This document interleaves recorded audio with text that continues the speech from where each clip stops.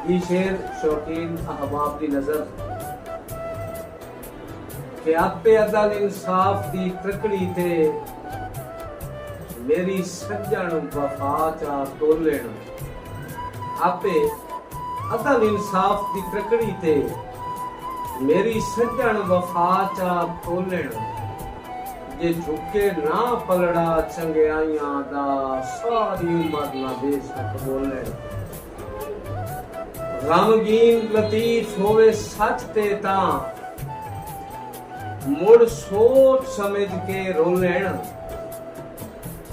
नहीं तां भरियां पीतियां वदियां हिन अखी शक नहीं राज चकोले।